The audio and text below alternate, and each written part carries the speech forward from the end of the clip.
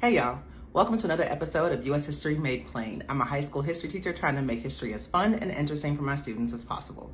The political parties of the mid-1850s changed a lot for politics. So we had the Whigs and the Democrats, but with the election of 1852, the Whigs were kind of on their way out. We knew that.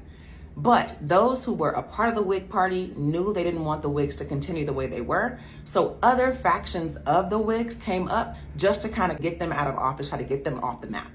The Know Nothing Party was actually created because of the division and tension in the North.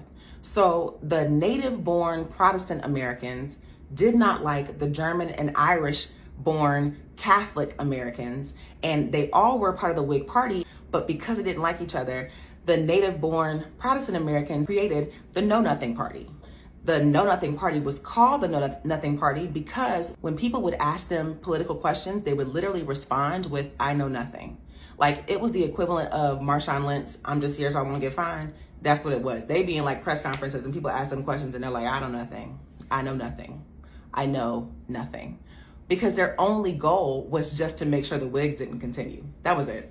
They were successful because they knew that after the Whigs lost the 1852 election, it was just a matter of time that they were going to dissolve. And so the Know Nothing Party pulled enough support away from the Whigs that it was it for them, and that party did finally go away completely.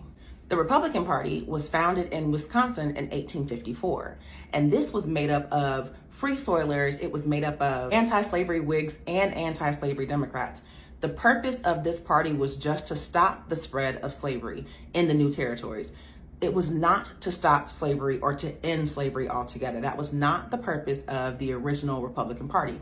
It was to stop the spread of slavery into the new territories that were coming into America. In 1854, the party's first platform was to recall or to repeal the Kansas-Nebraska Act and the Fugitive Slave Law. That was the first cause that they had, their first order of business as a new party. In the beginning, because the purpose was not to end slavery altogether, abolitionists did not join the Republican Party.